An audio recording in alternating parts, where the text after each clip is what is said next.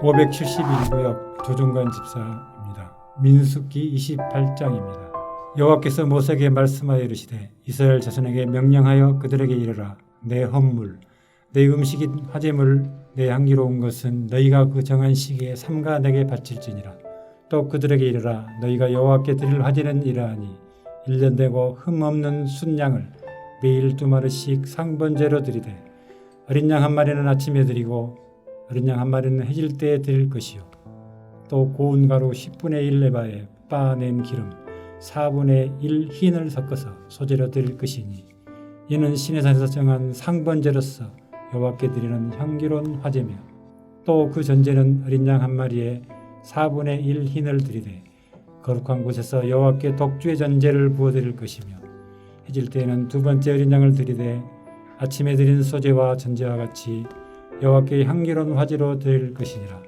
안식일에는 1년 되고 흠없는 순양 2마리와 고운 가루 10분의 2에 기름 섞은 소제와 그 전제를 드릴 것이니 이는 상번제와 그 전제 외에 매 안식일의 번제니라. 초하루에는 수송아리 2마리와 순양 1마리와 1년 되고 흠없는 순양 7마리로 여호와께 번제를 드리되 매 수송아지에는 고운 가루 10분의 3에 기름 섞은 소제와 순양이 1마리에는 고운 가루 10분의 2에 기름 섞은 소제와 매 어린 양에는 고운 가루 10분의 1에 기름 섞은 소제를 향기로운 번제로 여호와께 화제를 드릴 것이며 그 전제는 수송아리 1마리에 포도주 반 흰이요 순양 1마리에 3분의 1 흰이요 어린 양 1마리에 4분의 1 흰이니 이는 1년 중 매월 초하루의 번제며 또 상번제와 그 전제 외에 수염소 1마리를 속죄제로 여호와께 드릴 것이니라. 첫째 날 14째 날은 여호와를 위하여 지킬 유월절이며 또 그달 15째 날부터는 명절이니 이래 동안 무교병을 먹을 것이며 그 첫날에는 성회로 모일 것이요 아무 일도 하지 말 것이며 수송아지 2마리와 순양 1마리와 1년 된 순양 7마리를 다 흠없는 것으로 여호와께 화제를 드려 번제가 되게 할 것이며 그 소재로는 고운 가루에 기름을 섞어서 쓰되 수송아지 1마리에는 10분의 3이요 순양 1마리에는 10분의 2를 드리고 어린 양 7에는 어린 양 1마리마다 10분의 1을 드릴 것이며 또 너희를 속죄하기 위하여 순염소 1마리로 속죄제를 드리되 아침의 번제 곧 상번제 외에 그것들을 드릴 것이니라. 너희는 이 순서대로 이릇 동안 매일 여호와께 향기로운 화제의 음식을 드리되 상번제와 그 전제 외에 드릴 것이며 7째 날에는 성회로 모일 것이요 아무 일도 하지 말 것이니라.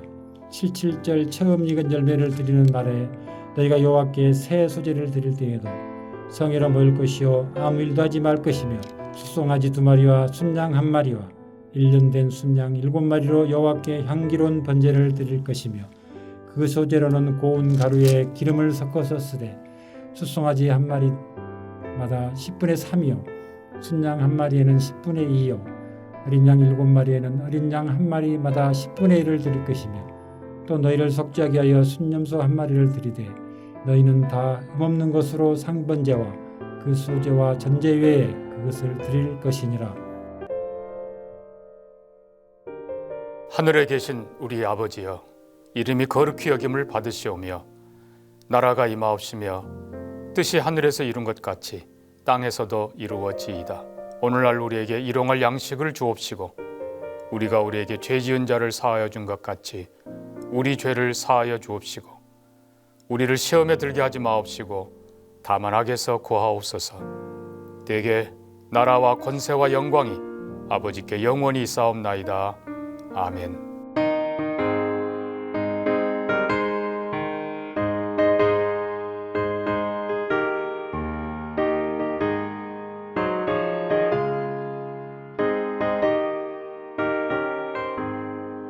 깊은 소리 들리니 예수 구원하신다.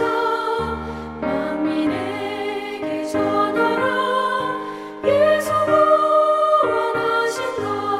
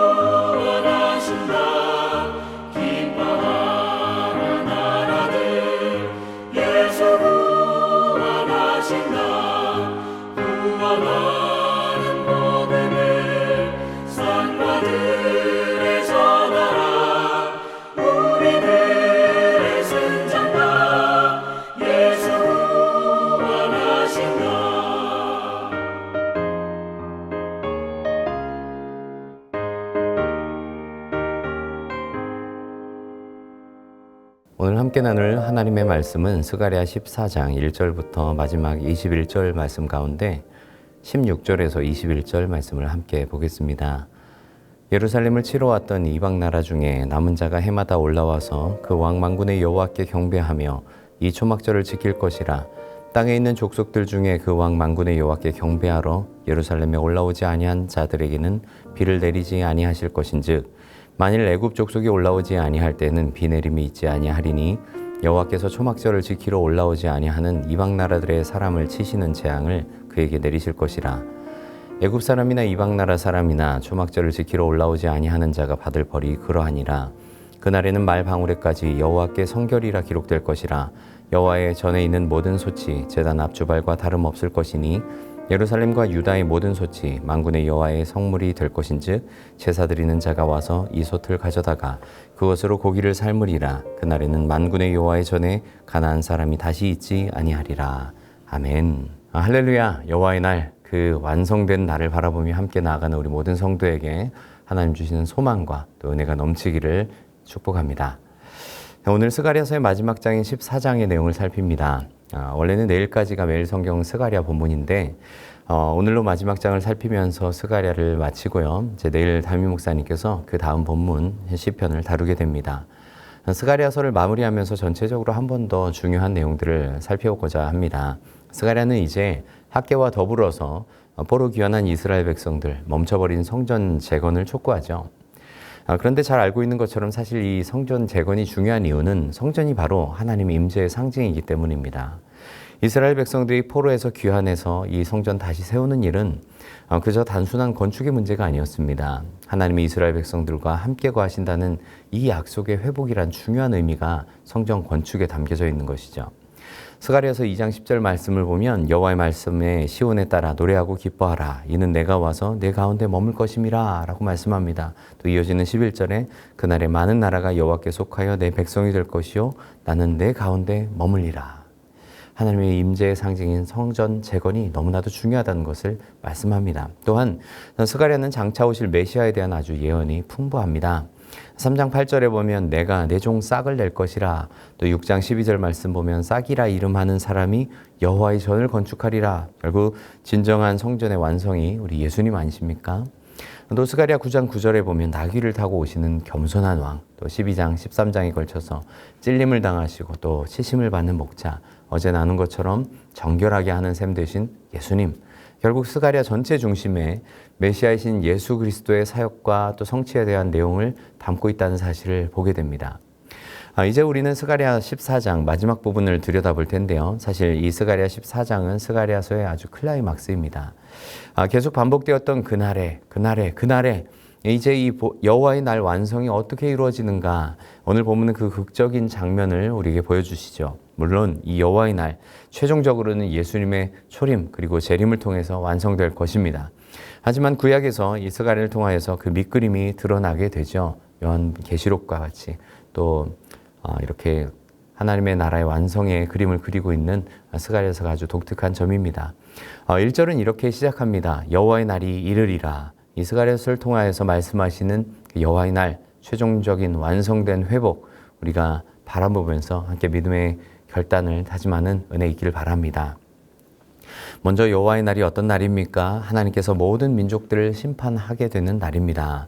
1절에서 2절까지 말씀 보면 이방 나라들과 이스라엘 백성들과의 큰 전쟁을 언급합니다. 근데 사실 이스라엘 백성들에게는 이러한 전쟁의 이미지 먼저 아주 큰 트라우마로 남죠. 이스라엘 백성들이 이방 민족들이 쳐들어옵니다. 성읍들이 점령되고 또 여인들이 욕을 당합니다. 북이스라엘은 아수르에 의해서 멸망당하고 또 남유다 백성들은 바벨론에 의해서 아주 무참히 성읍들이 짓밟히게 되고 포로로 끌려가게 되죠. 그런데 무서운 전쟁이 여기에서 끝난다 말씀하지 않으십니다. 이 전쟁의 결론은 하나님의 승리, 또 하나님 백성의 승리를 가져다 줄 것이다. 하나님께서 이스라엘 백성들과 함께 하시고 승리하십니다. 보십시오. 모든 민족들이 예루살렘을 치러 모이지만 3절 말씀, 그때 여호와께서 나가사 그리고 이방 나라들을 치시되, 또 이 전쟁의 결과 5절 말씀 보면 나의 하나님 여호와께서 임하실 것이요 모든 거룩한 자들이 주와 함께 하리라. 아멘. 마치 요한계시록의 아마겟돈 전쟁, 최후의 전쟁을 보는 듯하죠.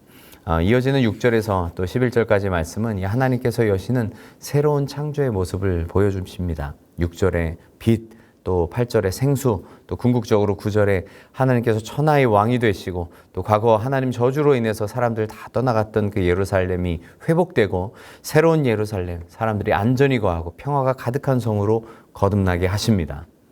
마치 하나님 창조하신 동산 이 에덴의 모습을 다시 보여주듯이 신비한 빛과 또 생수가 흐르는 곳, 하나님께서 함께 하시고 평안히 거하는 땅 예루살렘을 우리에게 보여주십니다. 결국 하나님께서 이 전쟁과 심판을 통해서 하나님 이루시는 새로운 나라, 완성된 그림을 이스라엘 백성들에게 보여주고 계시는 거예요.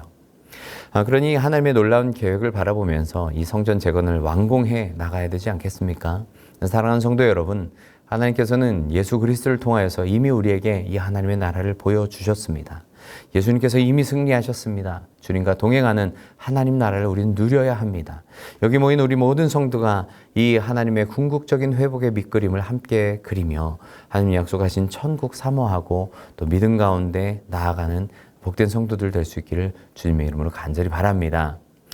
두 번째로 보게 되는 것은 이 하나님의 회복의 역사가 아주 놀랍게 펼쳐진다는 사실입니다.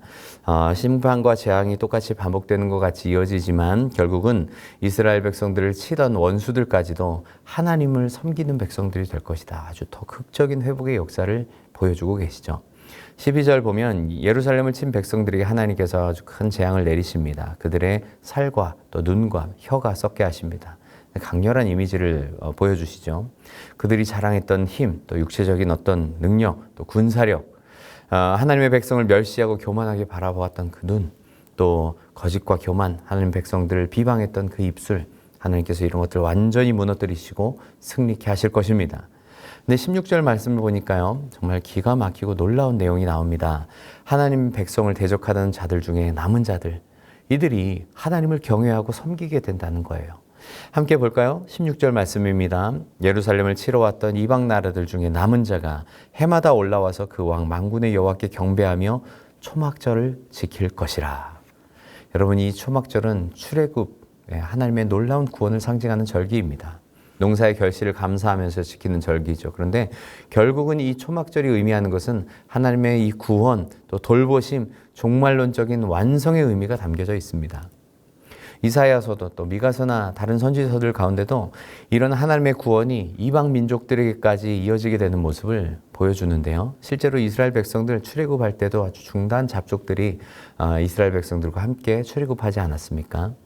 이것은 또 하나님의 구원이 어디를 향해 있나를 생각하게 합니다. 하나님께서 선택하신 이스라엘 백성들뿐만 아니라 이들을 제사장 나라 삼으셔서 열방 모든 민족에까지 하나님의 구원의 영역이 확장됩니다.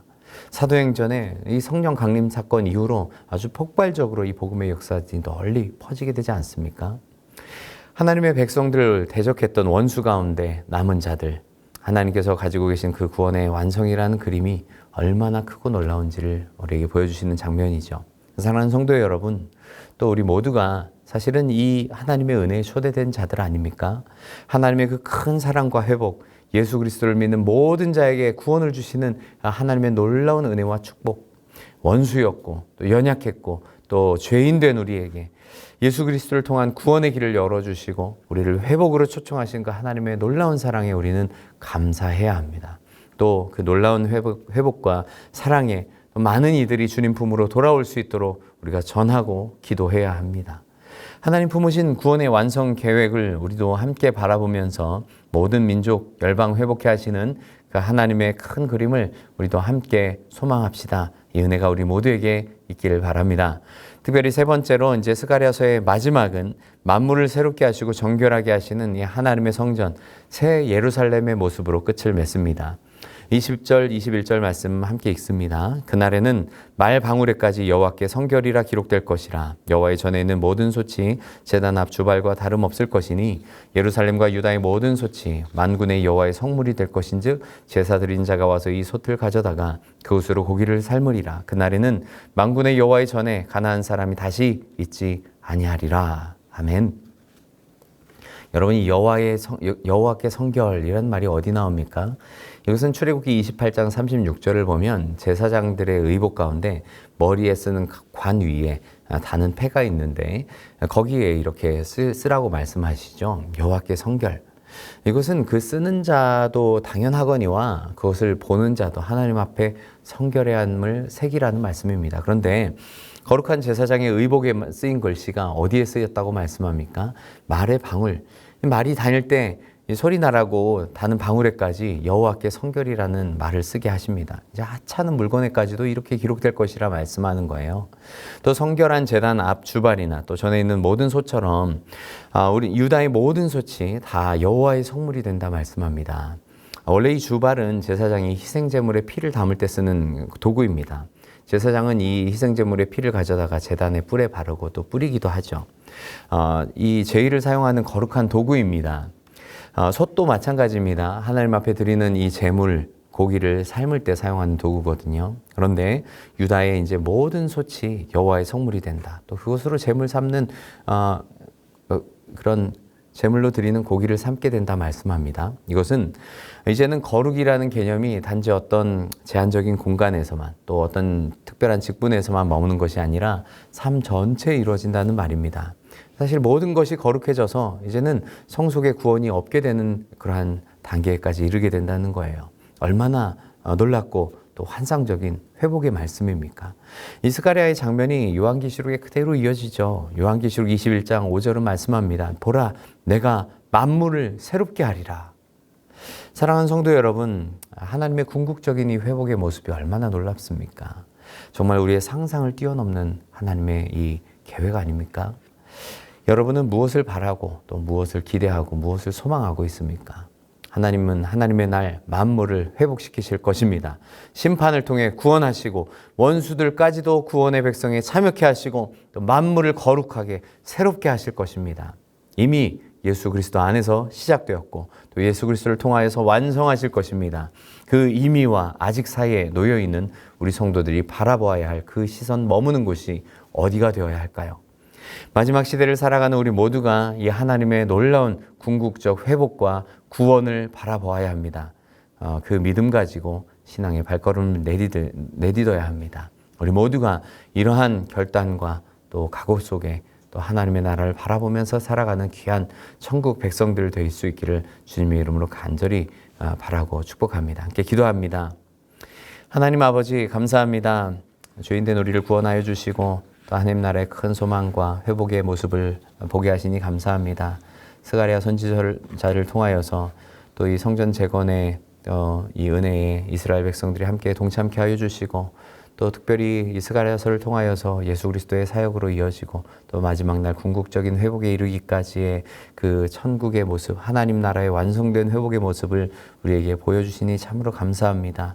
하나님 아버지, 이 땅에 살면서 이 땅만 바라보다가 또 이 땅의 것만 중요하게 여기고 사는 삶이 아니라 하나님 나라 천국을 바라보며 완성케 하실 그 하나님의 거룩한 모습, 완전한 회복의 모습, 놀라운 환상들을 우리에게도 펼쳐 보이셔서 하나님 이 시대를 살아가는 우리 모두가 믿음 가지고 살아가게 하여 주시고 하나님 구원을, 회복을 바라보는 은혜 있게 하여 주시옵소서. 하나님 아버지, 날마다 성령 가운데 우리에게 붙들어 주시고 또 하나님과 동행하며 이 믿음 가지고 살 수 있도록 우리의 삶에 하나님의 그 놀라운 회복의 그림을 또 꾸게 하여 주시옵소서. 오늘 하루도 삶 가운데 이 거룩한 하나님 또 온전한 회복을 꿈꾸며 바라보며 기대하는 우리 모두 될 수 있도록 인도해 주시옵소서. 예수님 이름으로 간절히 기도드리옵나이다. 아멘.